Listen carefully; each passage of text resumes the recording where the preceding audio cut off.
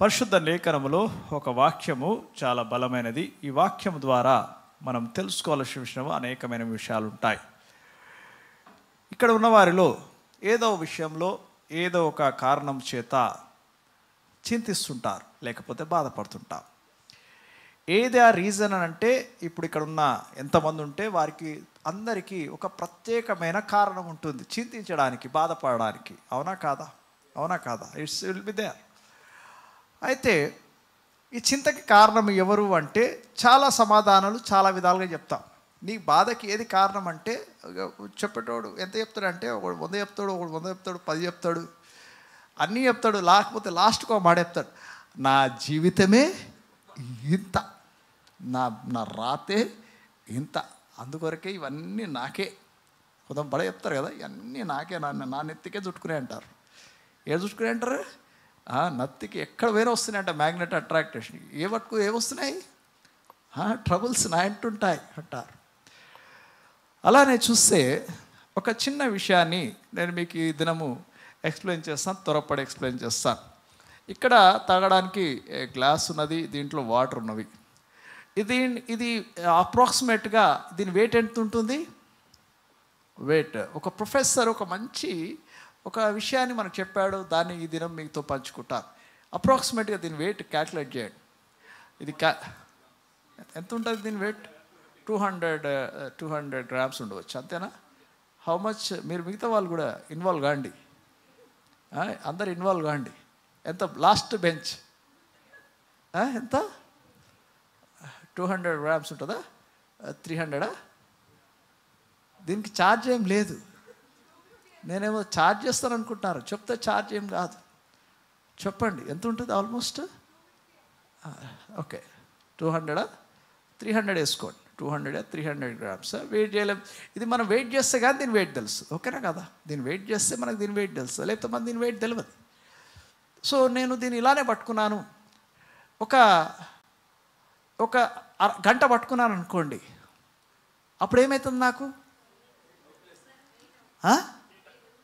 నా చైన్ వస్తుంది కదా, అవునా కదా? సేమ్ చెప్పండి, అదే సింపుల్ లాజిక్ ఇట్ ఈస్.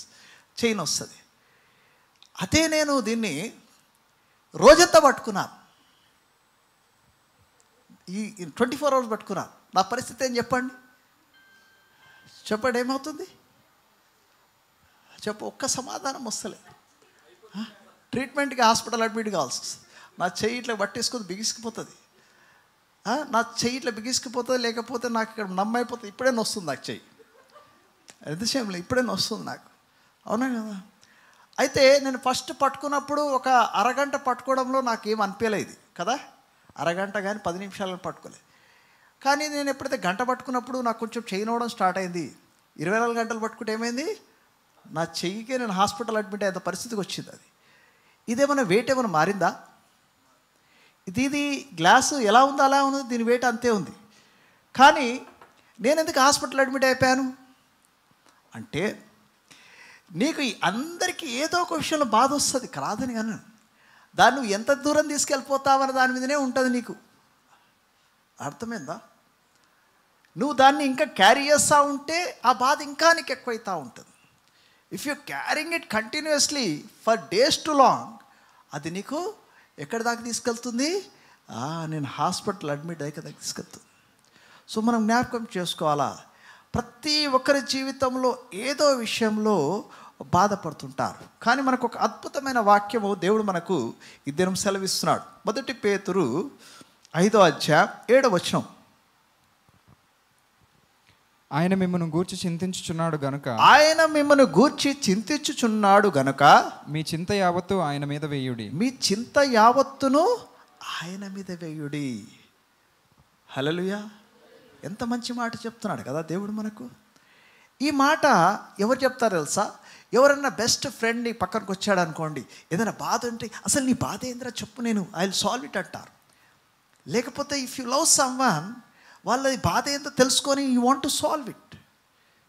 అయితే ఇక్కడ దేవుడు ఎందుకు నీ విషయమే ఆశ కలిగి ఉన్నాడు, ఎందుకు నీ యొక్క చింత యావత్ ఆయన మీద వేసుకోవడానికి ఆయన ఇష్టపడుతున్నాడు అంటే, ఆయన నిన్ను ప్రేమిస్తున్నాడు కనుకనే. హల్లెలూయా! ఆయన నువ్వు ప్రేమించక మునిపే నేను ప్రేమిస్తున్నాడు. ఎందుకు నిన్ను ప్రేమిస్తున్నాడు అని ప్రశ్న వేసుకుంటే, ఆయన సృష్టి కాబట్టి, ఆయనను సృజించాడు కాబట్టి, తల్లి గర్భంలో ఉన్నప్పుడే ఆయన తెలుసుకుంటాడు కాబట్టి, నేను ఈ లోకమునికి ఒక బహుమానంగా ఇచ్చాడు కాబట్టి, నీవు తప్పుదారిలో నువ్వు ఎటువైనా వెళ్ళినప్పుడు ఆయన బాధపడుతుంటాడు. అందుకొరకే ఒక మంచి మాట అంటాడు. ఏమన్నాడంటే, నీ చింత యావత్తు నేను నీ మీద చింతిస్తున్నాను, నీ చింత యావత్తు నా మీద వేయని చెప్తున్నాడు. మనం ఏం చేస్తామంటే, ఇది మనతో పాటే ఉండాలి అనుకుంటాం. ఏంటిదది? చింత. మనతో పాటే ఉండాలి, మనతో పాటే జీవితకాలం రావాలనుకుంటాం. కానీ దేవుడు నిన్ను మరొకసారి జ్ఞాపకం చేసుకుంటున్నాడు. అందుకొరకే ఒక వాక్యము మనం ఎప్పుడు చదివినప్పుడు చాలా మంచిగా అనిపిస్తుంది. యోహాను సువార్త 3:16 చదివినప్పుడు చూడండి, ఈ వాక్యం ప్రతి ఒక్కరికి వస్తుంది. దేవుడు లోకముని ఎంతో ప్రేమించెను కాగా ఆయన తన అద్వితీయ కుమారునిగా పుట్టిన వాని యందు విశ్వాసముంచు ప్రతివాడును నశింపక నిత్య జీవము పొందునట్లు ఆయనను అనుగ్రహించెను. హల్లెలూయా. నువ్వు నశించకుండా ఉండడానికి కోసమై ఆయన ఈ లోకముని ప్రేమిస్తున్నాడు. కాబట్టి ఈ లోక వాసులు కాకుండా, ఇక్కడ లోకంలో మీరు ఇక్కడ వాసులు కాకుండా, మీరు ఏదైనా గ్రహాంతర వాసులు ఇక్కడైతే కూర్చున్నారా? ఎవరైనా గ్రహాంతర వాసులు ఉన్నారా? ఇక్కడ ఏలియన్స్ ఎవరైనా వచ్చి కూర్చున్నారా? లేరుగా, లేరు కదా. ఈ కాలంలో ఏలియన్స్ కూడా తిరుగుతున్నారని విన్నాను. నిజమేనా? అయితే ఒకవేళ మీరు ఈ లోకంలో ఉన్నవారైతే, దేవుడు ఈ లోకమును ఎంతగానో ప్రేమిస్తున్నాడు. మీరు ఆ లోకంలో ఉన్నారు కాబట్టి దేవుడు మిమ్మల్ని కూడా ప్రేమిస్తున్నాడు అని జ్ఞాపకం చేసుకోండి. మిమ్మల్ని ప్రేమిస్తున్నాడు. అయ్యో, నేను పర్ఫెక్ట్ ఉంటే నేను నన్ను ప్రేమిస్తాడా? నన్ను అన్ని విషయంలో నేను కరెక్ట్ ఉంటేనే ప్రేమిస్తాడా అంటే, డాక్టర్కి పేషెంట్లే కావాలా? ఎవరు కావాలి డాక్టర్కి? పేషెంట్. నేను పాపుల నిమిత్తమై ఈ లోకంలోకి వచ్చాడని చెప్తున్నాడు. యేసుక్రీస్తు ఎవరి కోసం వచ్చాడు అంటే, నేను పాపుల నిమిత్తమే వచ్చాను, వారిని ఓదార్చడానికి వచ్చాను, వారి పాపములని క్షమించడానికి కోసం వచ్చాను. సో మనం జ్ఞాపకం చేసుకోవాలా, మనకు ఎంత మంచి అవకాశం దేవుడిచ్చాడు కదా. ఎంత బొనాన్జా అంటాం కదా, బొనాన్జా మనకు వచ్చింది. అయితే నేను ఒక చిన్న విషయం చెప్తాను. Can I have anybody have? నేనే తీసుకొని వస్తాను, ఆగండి, నా బ్యాగ్ ఇస్తే.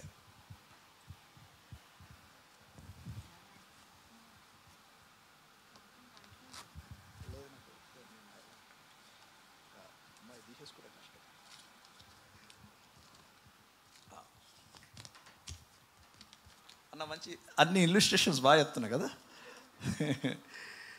ఇది నేను ఇది ఎంతండి? ఇది 100 రూపీసే కదా. Okay, fine. సో ఈ 100 రూపీస్ నేను ఇవ్వాలనుకుంటున్నాను. ఎవరు కావాలో చెప్పండి,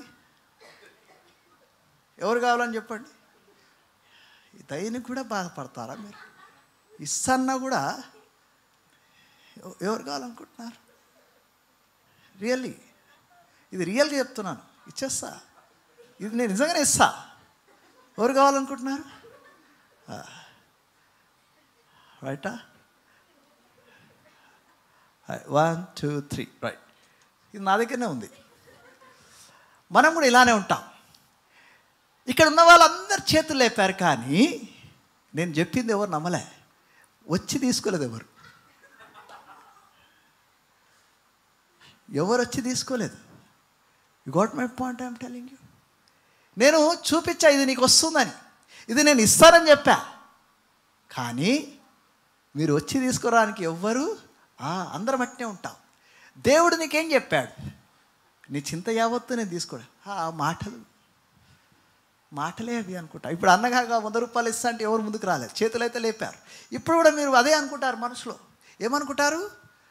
దేవుడు చెప్పాడు కానీ ఆశ కలిగి ఉన్నాం, కానీ ముందుకు రా. ఇప్పుడు ఒకవేళ మీరు ఎవరైనా వచ్చి తీసుకుంటే నిజంగానే ఇచ్చేస్తున్నాను. అందుకొరకు 100 రూపాయలు తెచ్చా, నాకు 500 దొరికింది అక్కడ. తీసుకుంటే ఎవరికైనా పోతుందని నేను కూడా కొంచెం తెలివి వాడా, అయినా మీరు రాలేదు అంటే దేవుడు నాకు ఇదే ఉంచాడు. సో మనము కూడా దేవుడు అనేకమైన విషయాలు మనకు పరిశుద్ధ గ్రంథంలో మనకు బోధిస్తుంటాడు. మనకి ఏ విషయమే బోధిస్తుంటాడంటే, దేవుడు నీకు అనేకమైన విషయాలు నీకు దయచేస్తానంటుంటాడు. కానీ మనం ఆశ కలిగి ఉంటాం, కానీ నువ్వు దాని యందు ఆసక్తి చూపించవు. ఇష్టపడతావు కానీ ముందుకు రావు. రావండి? ముందుకు రావు. నేను ఉదయకాలం మీకు చెప్పాను, నీ ఆశీర్వాదములకి కారణం ఏమిటి అని అడిగితే చాలామంది అంటారు, what is the reason for your blessing అంటే, the 2 things will be added in your blessing. ఒకటి ఏదండి? విశ్వాసము, దాంతోపాటు యాక్షన్స్. ఫెయిత్ అండ్ యాక్షన్, ఈ 2 కలిస్తేనే నీకు ఆశీర్వాదాలు ఉంటాయి. మీరందరూ విశ్వసించారు. నేను 100 రూపాయలు చూపించినప్పుడు అందరు చేతులు లేపారు బాగా. యాక్షన్ ఎవ్వరు చేయలే. క్రియలేని విశ్వాసము మృతము. క్రియలేని విశ్వాసము మృతము. ఎందుకు నీ జీవితంలో దేవుడు కార్యాలు చేస్తలేదు? ఎందుకు ఇంకా నువ్వు ఏదో ఒక బాధలో, చింతలో ఎందుకున్నావంటే నువ్వు అనుకుంటున్నావు ఇది ఇంకను నాతో పాటే వస్తుంది, ఇది నేను ఇంకను దీన్ని మోసుకుంటూ వెళ్ళాలి అని నువ్వు అనుకుంటున్నావు. కానీ దేవుడు జ్ఞాపకం చేసుకోండి, నిన్ను ఒకవేళ నువ్వు ఆయనని నీ సొంత రక్షకునిగా నమ్మినప్పుడు, ఆయన యందు నువ్వు అన్ని విషయంలో బలముగా ఉన్నప్పుడు దేవుడు నేను రక్షిస్తాడని జ్ఞాపకం చేసుకోండి. ఈ లోకమునికి ఆయన తీర్పు తీర్చడానికి రాలేదు, కానీ ఈ లోకముని ఆయన రక్షించడానికి కోసం వచ్చాడు. నువ్వు ఏ పాపము చేసినను ఆయన సన్నిధిలో ఒకవేళ నువ్వు ఒప్పుకున్నట్లయితే దేవుడు నువ్వు శిక్షింపబడక మునిపే నిన్నేం చేస్తాడంట? తప్పిస్తాడు. హల్లెలూయా. ఈ వాక్యం చూద్దాము ఎందులో ఉంటుందంటే, 18 చదవండి ఒకసారి. 3 ఇందాక 3 చదివాం కదా, 3:16, 18 చదవండి. ఆయన యందు విశ్వాసం ఉంచువానికి తీర్పు తీర్చబడదు. హల్లెలూయా. తీర్పు తీర్చబడదు. ఏమవుతుంది? విశ్వసించిన వాడు దేవుని అద్వితీయ కుమారుని నామమందు విశ్వాసం ఉంచలేదు గనుక వానికి ఇంతకు మునుపే తీర్పు తీర్చబడెను. సో నువ్వు విశ్వసించలేదు గనక నీ యందు తీర్పు తీర్చబడినది. ఒకవేళ నువ్వు విశ్వసించినట్లయితే నీ జీవితంలో తీర్పు తీర్చబడదని జ్ఞాపకం చేసుకోవాలి. సో ఈ దినము ఈ విషయముని మీరు నేర్చుకోండి. మీరు ఈ విషయములలో ఆశీర్వాదకరంగా ఉండాలని నేను దేవుణ్ణి ప్రార్థిస్తున్నాను. అయితే ఒక ప్రాముఖ్యమైన విషయాన్ని నేను మీ మధ్యలో పంచుకోవాలనుకుంటున్నాను. దేవుని ఆశీర్వాదాలు ఇక్కడ ఎంతమంది కావాలా? బ్లెస్సింగ్స్ అంటే ఇది కూడా కక్కుడితేనా? దీంట్లో కూడా చెయ్యి లేపడం కూడా. దేవుని బ్లెస్సింగ్స్ అంటే చాలామంది ఏమనుకుంటారు చెప్పండి. దేవుని బ్లెస్సింగ్స్ అనమంటేనే చింతకాయలు అంటారు. ఏమంటారు? చింతకాయల డబ్బులు. అయితే దేవుని ఆశీర్వాదం రావడానికి దేవుడు మనకి ఒక పద్ధతి నేర్పించాడు. ఆ పద్ధతిని మీరు ఒకసారి జ్ఞాపకం చేసుకోవాలి. ఉదయకాలం మీకు చెప్పాను. ఆ పద్ధతి ఏమనగా అంటే, నువ్వు దేవునికి ఇష్టడై ఉన్నప్పుడైతే, దేవునికి నీవిష్టుడై ఉన్నట్లయితే దేవుడు నీకు ఏమిస్తాడంట? నీకు జ్ఞానం ఇస్తాడు, నీకు వివేచన ఇస్తాడు, నీకు ఆనందము దయచేస్తాడు. ప్రసంగి గ్రంథంలో 2:26 ఒకసారి చదువుదాం. 2:26.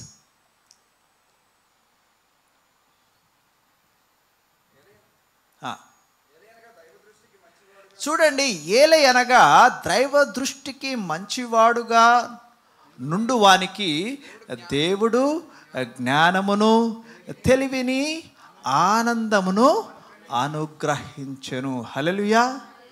నీకు బొనాన్సా 3 వస్తాయి. ఏమొస్తాయి? మనకు కావాల్సింది ఏంది? జ్ఞానము కావాలి. మొదటిగా నువ్వు నశించకుండా ఉండడానికి కోసం యెషయా గ్రంథం 4:2 ఏమని ఉంటుందంటే, మానవుడు జనరల్గా ఎందుకు మనం తప్పులు చేస్తాం? నువ్వు ఏ విషయంలో ఎందుకు తప్పులు చేస్తూ ఉంటావు తెలుసా? చెప్పండి, ఎందుకు తప్పులు చేస్తారు? మీకు జ్ఞానము లేకుండా మీరు తప్పులు చేస్తారు. మీరు ఎక్కడ బురిడి పడిపోతారు? నేను మోసపోయాను అంటారు కదా. నువ్వు ఎవరితో మోసపోతావు చెప్పండి? నమ్మిన వానితోటే మోసపోతావు. నువ్వు నమ్మకపోతే మోసపో. నువ్వు ఎందుకు నమ్ముతావు? ఎందుకంటే నీకు జ్ఞానం లేదు కనుక. అందుకొరకే దేవుణ్ణి ఒకవేళ నువ్వు భయభక్తులు కలిగి నువ్వు జీవించినట్లయితే, దేవుని యందు మొదటిగా నువ్వు భయభక్తులు కలిగి జీవించిన వెంటనే దేవుడు నీకు దయచేస్తాడు. ఏమి దయచేస్తాడు? జ్ఞానముని నీకు దయచేస్తాడు. కీర్తనల గ్రంథము 111:10 రాయబడి ఉంటుంది చూడండి. 1:10 యెహోవా యందలి భయము జ్ఞానమునకి మూలము. దేవుని యందు జ్ఞానము భయము నీకు జ్ఞానమునకే మూలమని బైబిల్ సెలవిస్తుంది. ఈ దినము నీవు ఏ విషయంలో అయినా నీవు ఆశీర్వదింపబడాలి అంటే, ఏ విషయంలో అయినా నువ్వు సరియైన నిర్ణయం తీసుకోవాలి అంటే, నీ జీవితంలో నువ్వు ఏమి చేసినా నువ్వు సఫలము కావాలి అంటే దానికి ప్రాధాన్యమైనది ఏమిటి? కష్టము. ఏమంటారండి? ఏం కావాలా? ఏం కావాలి చెప్పండి. ఇది కూడా డౌటే. కార్యసిద్ధికి జ్ఞానమే మూలము. కార్యసిద్ధి అనగా నీ దగ్గర పని చేయడానికి జ్ఞానమే మూలము. నేను చెప్తా. ఇప్పుడు మీరందరికీ మళ్ళీ ఒకవేళ మీరు ఒక బిల్డింగ్ కట్టారనుకోండి, మీది కన్స్ట్రక్షన్, మీ ఓన్ హౌస్ కట్టారు. మీరు ఎక్కువ డబ్బులు ఎవరికి ఇస్తారు? ఎక్కువ డబ్బులు ఎవరికి పేమెంట్ చేస్తారు? మీరు ఎక్కువ డబ్బులు ఎవరికి ఇస్తారు చెప్పండి? అంటే ఇసుకకి, ఇటుకలకి, సిమెంట్కి కాదండి నేను అడిగేది. అందులో ఉన్న వారిలో పనిచేసే దాంట్లో ఎక్కువ డబ్బులు ఎవరికి ఇస్తారు?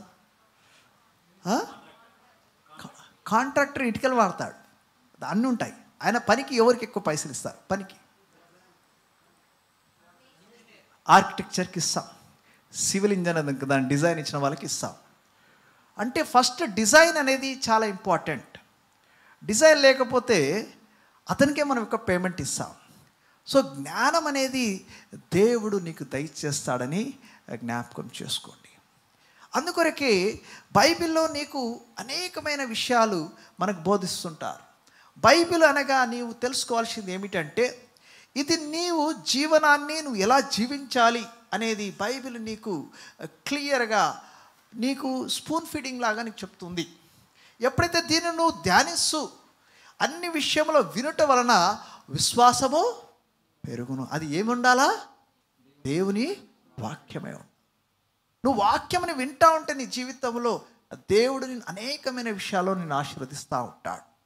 నీ జీవితంలో దేవుడు దృష్టికి నువ్వు మంచివాన్ని కనిపిస్తుంటే దేవుడు నీకు ఆనందమునిస్తాడు. మనకేమిస్తాడంట? చింత పోతే మీకేమొస్తుంది? ఆనందం వస్తుంది.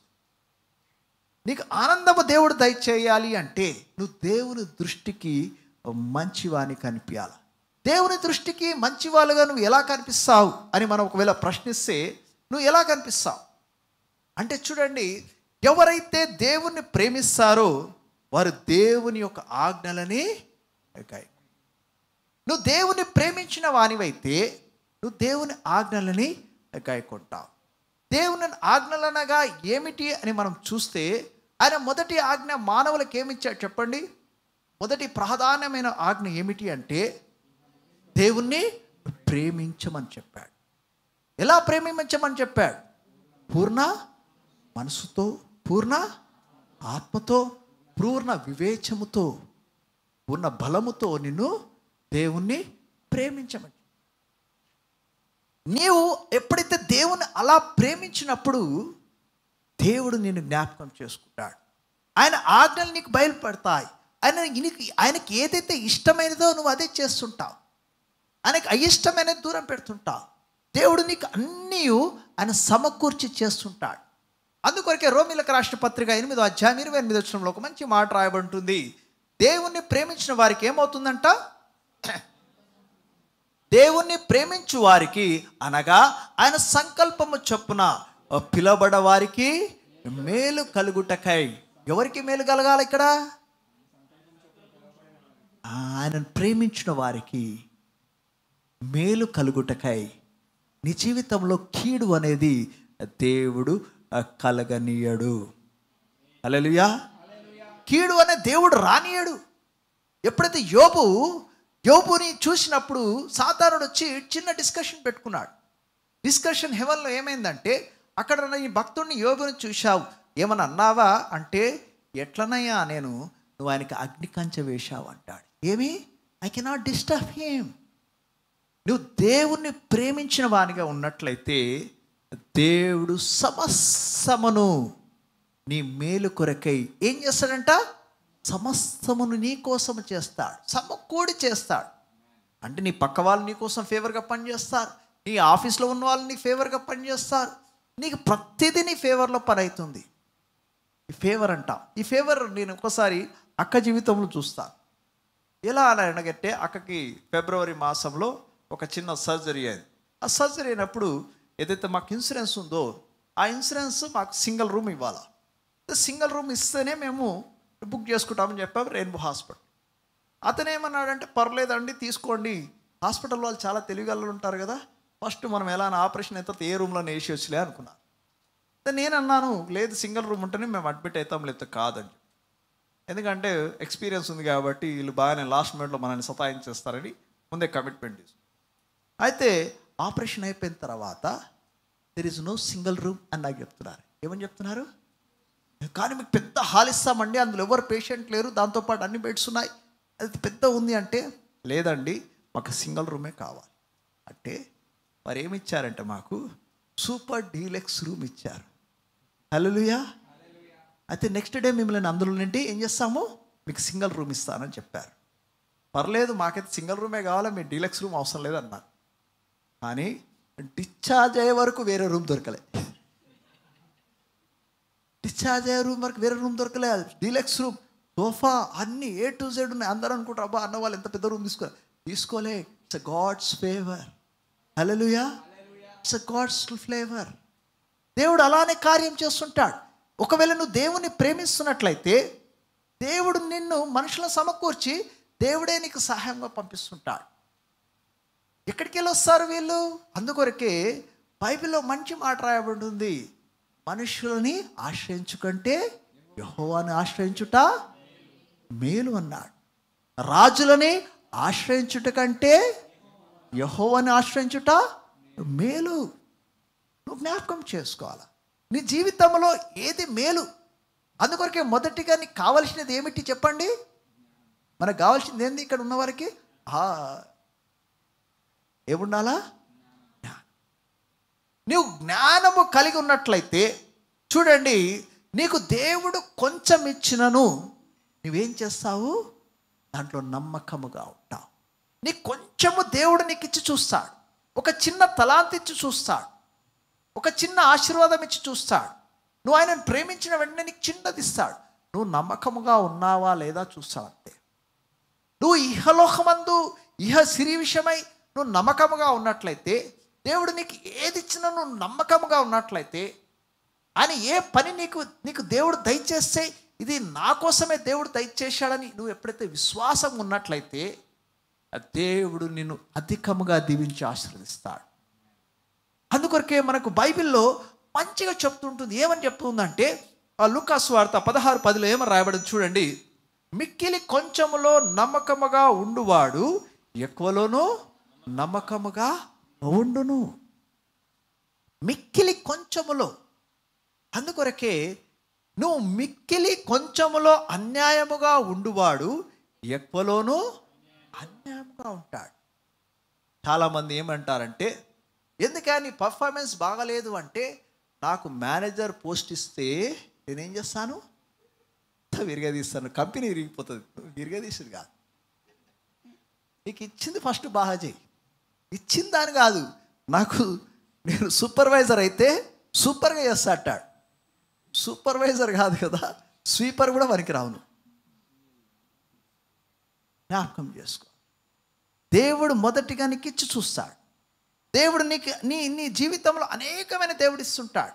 మనం అనుకుంటాం, ఇది నేను ఐఎమ్ నాట్, దీనికి నేను అర్హుడు, నేను దీనికన్నా ఎక్కువ అంటారు. అనే కాదు, దేవుడు నీ యొక్క సామర్థ్యము చొప్పున నీకు తలాంతులు ఇస్తాడు. హల్లెలూయా. నీ సామర్థ్యము చొప్పున. అక్కడ ఉన్న వారికి ఒకరికి 5 తలాంతులు ఇచ్చాడు, ఒకరు 2 తలాంతులు ఇచ్చాడు, ఒకరు 1 తలాంతు ఇచ్చాడు. దేవునికి తెలుసు ఎక్కువ తలాంతులు ఎందుకు ఇస్తాడు. వీడు కష్టపడతాడు. వాడు 10 చేశాడు. 2 తలాంతులు ఇచ్చిన వాడు 4 చేశాడు. 1 తలాంతు ఇచ్చిన వాడు దాన్నే దాచిపెట్టాడు. నాకు తలాంతులు లేవు అంటాడు. నీకు 1 తలాంతే దాచిపెట్టుకుంటావు అని దేవుడు జ్ఞాపకం చేసుకుంటాడు. ఈ దినము మీరు నేర్చుకోవాలి ఏమిటంటే, దేవుడు మిమ్మల్ని మరొకసారి మీ చింత యావత్తు దేవుని మీద వేయమని దేవుడు ఈ దినం మీకు సెలవిస్తున్నాడు. మనము జీవించేటప్పుడు మార్నింగ్ చెప్పాను, ఈ దినము ఒకవేళ జ్ఞాపకం చేసుకుంటే, ఈ దినము నీవు ఎందుకు ఇలా ఉన్నావు, నీ పరిస్థితి ఎందుకు ఇలా ఉన్నది అంటే, నేను అడిగాను అనుకోండి మీ పరిస్థితి ఎందుకు ఇలా ఉన్నది అంటే ఏం చెప్తారు? ఏదో అలా ఉంది అంటారా? చెప్తాను వినండి. మార్నింగ్ చెప్పాను, మరొకసారి చెప్తాను. ఇక్కడ నేను నిలబడ్డాను. ఇది మార్నింగ్ విన్న వాళ్ళు మళ్ళీ పర్లేదు, ఇది నండి. ఇక్కడ నిలబడ్డాను. ఇదేంటిదండి? పాస్ట్. ఇది present. This is future. Right. ఇక్కడ నుండి నేను కంపల్సరీ ఇక్కడికి వస్తాను, ఇక్కడ నుండి ఇక్కడికి వెళ్తాను. ఓకేనా? It is decided. నేను చేసిన, నేను కదిలినా కదలకపోయినా, నేను ఇది డేట్ ఏంది? ఇది 3వ తారీఖు. నేను పడుకున్నా, నడిచినా, చేసినా, ఏం చేసినా రేపు 4వ తారీఖు బతికుంటే వెళ్తా, బతికి లేకపోతే అంతే. సో ఇక్కడ 4వ తారీఖు వెళ్తా. అయితే ఈ దినము నువ్వు ఏదైతే ఆలోచిస్తున్నావో, ఏదో చింతిస్తున్నావో చూసావా, ఇది అంతా ఎక్కడికి వెళ్ళి పట్టుకొచ్చుకున్నావు? ఇక్కడికి వెళ్ళి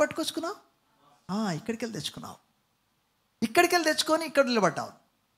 అంటే నువ్వు ఏడున్నావు ఇప్పుడు? ప్రజెంట్. ఈ ప్రజెంట్ నుండి నువ్వు ఎక్కడికి వెళ్తున్నావు? ఫ్యూచర్లోకి వెళ్తున్నావు. ఒకవేళ ఈ దినం ఇది ఇక్కడ వదిలివేస్తే నువ్వు ఇక్కడికి వెళ్తావు. అట్లనే అంటే పెట్టుకొని పోతే అది నీతో పాటే ఉంటుంది. ఒకవేళ ఈ వాక్యము నువ్వు ఈ పాస్ట్లో పట్టుకున్నావు, నువ్వు ప్రజెంట్కి దీన్ని నీ జీవితంలోకి వచ్చినది, దీన్ని ఇక్కడ వదిలివేశావు. కోపం వచ్చి దేవుడు ఏం చేస్తలేడు, ఇక్కడ పోయావు. ఏం లేదు నీ దగ్గర? దేవుని వాక్యం. సింపుల్. ఈ దినము దేవుడు నీకు దయచేశాడు. ఈ దినము నీకు దేవుడు దయచేశాడు కనుక ఈ దినం అనేది చాలా ప్రాముఖ్యమైనది. హల్లెలూయా. ఈ దినములో నువ్వు ఏమి కలిగి ఉన్నావు, ఏమి వదిలివేస్తావు, నువ్వు ఏమి ఫ్యూచర్కి తీసుకొని వెళ్తావు అనేదే చాలా ఇంపార్టెంట్. నీ జీవితంలో ఈ దినం ఒక పాఠము దేవుడు నీకు నేర్పిస్తున్నాడు. నీకు కొంచెముగా ఉంటే ఆ కొంచెమని నేను దీవించి ఆశీర్వదిస్తాను. నీవు ఏమి కలిగి ఉన్నానో నేను దాన్ని ఆశీర్వదిస్తానంటున్నాడు. నువ్వు నమ్మకముగా ఉండమని చెప్తున్నాడు. నా మాటలు నువ్వు గైకొనమని చెప్తున్నాడు.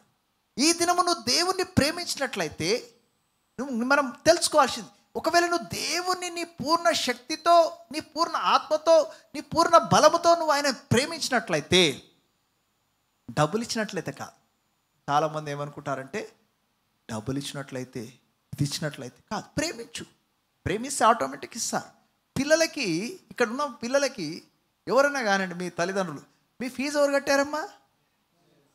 ఎవరు కట్టారు? మీరు అప్పులు చేసినా కట్టారు. ఎవరు కట్టారు?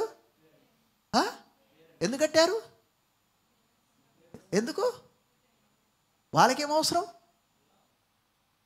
Because they love you. వారిని మిమ్మల్ని ప్రేమిస్తారు కాబట్టి వాళ్ళు కట్టారు. అలానే జ్ఞాపకం చేసుకోండి. ఒకవేళ నీవు దేవుని ప్రేమించినట్లయితే దేవుడు ముందుగానే నేను ప్రేమిస్తున్నాడు. కానీ దేవుడు ఒక చిన్న విషయం ఎప్పుడు జ్ఞాపకం చేసుకుంటాడు. ఏంటంటే దేవుడు నీవు ఎప్పుడు ఆయన తట్టు తిరిగి చూస్తాడు. దేవుడు చెప్పిన విధంగా నువ్వు నడుచుకుంటావో లేదో చూస్తాడు. ఆదాముకు ఆ దినం చెప్పాడు, పండు తినొద్దు అని చెప్పాడు. నా మాట నువ్వు వింటావా చూస్తాడు. ఈ దినము కూడా దేవుడు ఈ ప్రజెంట్ టైంలో, ఈ ప్రజెంట్ డేట్లో, ఈ ప్రజెంట్ సమయంలో నా ద్వారా దేవుడు మీకు చెప్తున్నాడు. నా మాట మీరు వింటున్నారా? నా మాటని మీరు గైకొంటున్నారా?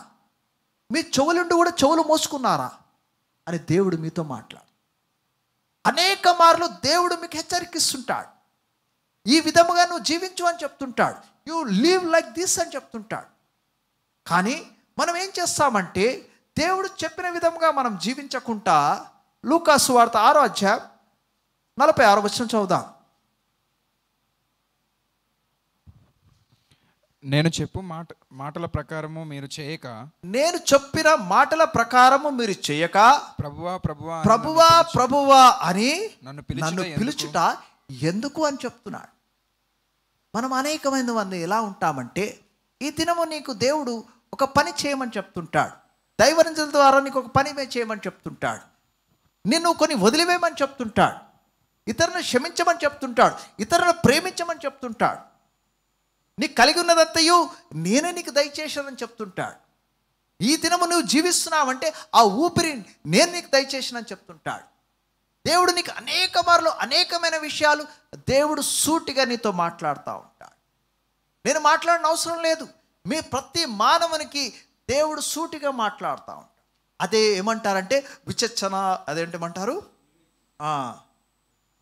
దట్ కాన్షియస్ అంట. Your conscious is going on telling you.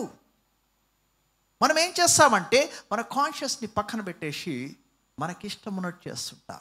దేవుడు వద్దు అని చెప్తుంటాడు, డోంట్ డూ అంటూ. అందుకొరకు ఈ దినం మనం నేర్చుకోవాలి. ఎప్పుడైతే దేవుడు నీకు ఏదైనా చెప్పినప్పుడు ఇద్దరు కుమారులను జ్ఞాపకం చేసుకున్నాడు. మత్తయి సువార్త 21 అధ్యాయం 28-30 చదువుదాం. Matthew chapter 21-28. ఇద్దరు కుమారులు ఉంటారు. మీకేమి తోచుచున్నది? ఒక మనుషునికి 2 కుమారులుండిరి. ఒక మనిషికి 2 కుమారులు. అతడు మొదటి వాని యొద్దకు వచ్చి, కుమారుడా, నేడు పోయి ద్రాక్ష తోటలో పని చేయమని చెప్పగా. ఇక్కడ చూడండి, అయితే ఇక్కడ 2 కుమారులలో ఒక కుమారుని దగ్గరికి వచ్చి తండ్రి ఏమన్నాడంటే, నువ్వు పొలంకు వెనిపి పని చేయవా అని చెప్తే ఏమన్నాడండి, చేతును అని చెప్పి తర్వాత వెళ్ళలేదు. రెండో వాడు ఏమన్నాడు, నువ్వు పని చేయవా అంటే నేను చెయ్యను అని చెప్పాడు. కానీ మనసు మార్చుకొని పనిని చేశాడు. ఇద్దరిట్లో ఎవరు మంచివారు అంటే ఏమని బైబిల్ సెలవిస్తుంది చూడండి, 30. అతడు రెండో వాని యొద్దకు వచ్చి ఆ ప్రకారమే చెప్పగా, వాడు అయ్యా పోదునను గాని పోలేదు. ఈ ఇద్దరిలో ఎవడు తండ్రి ఇష్ట ప్రకారము చేసిన వాడని ఎవరు తండ్రి ఇష్ట ప్రకారము చేసిన వాడు అంటే అందుకు వారు మొదటి వాడే అనిరి. యేసు సుంకరులను వేశ్యలను మీకంటే ముందుగా దేవుని రాజ్యంలో. ఇక్కడ ఇద్దరిట్లో ఎవరు మంచివారు అని దేవుడు ఎప్పుడైతే అడిగినప్పుడు ఎవరండి, ఎవరైతే పని చేసిన వాడే మంచి. అయితే ఈ దినము దేవుడు మీ అందరికీ ఒక వాక్యము చెప్తున్నాడు. మీరు తెలుసుకోవాల్సిన విషయం ఏమిటంటే దేవుడు మిమ్మల్ని బహుగా ప్రేమిస్తున్నాడు. అందుకొరకే మీ చింత యావత్తు ఆయన మీద వేయమంటున్నాడు. ఈ దినము మీరు ఏ చింతలో ఉన్నారో దేవునికి తెలుసు. మీ హృదయము ఏ విషయంలో బాధపడుతున్నదో దేవునికి తెలుసు. దానికి సొల్యూషన్ కూడా దేవునికి తెలుసు. He know the solution for it also.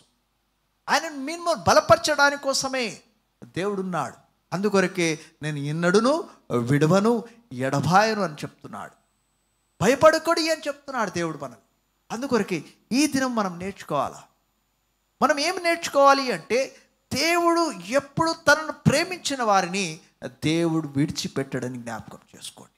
మీరు దేవుణ్ణి ప్రేమిస్తే మిమ్మల్ని విడిచిపెట్టడు.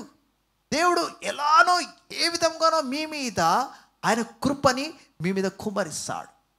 జారాఫాతులో ఒక విధవరాలు చివరిగా ఒక పిడికడంతా పిండితోటి చిన్న బుడ్డిలో నూనెతోటి ఇది తిని చచ్చిపోదాం అనుకున్నది. కానీ చనిపోకుండా అక్కడ ఎవరు పంపించాడండి, ఏలియా ప్రవక్తని పంపించాడు. ఆ కాలమంతయు బతకడానికి ఒక ప్రవక్తని దేవుడు పంపించాడు. మీరు జ్ఞాపకం చేసుకోవాలా, దేవుని ఒకవేళ మీరు ప్రేమించినట్లయితే దేవుడు జ్ఞాపకం చేసుకోండి. ఏలియా ప్రవక్తకి కాకుల ద్వారా కూడా ఏం తీసుకొచ్చాడు, ఆహారం తెచ్చాడు. ఈ దినం మీ జీవితంలో మీరు ఏ కష్టము గుండా ఏ బాధ గుండా మీరు వెలుచున్నను ఆయన సన్నిధిలో మీరు ప్రార్థన చేయండి.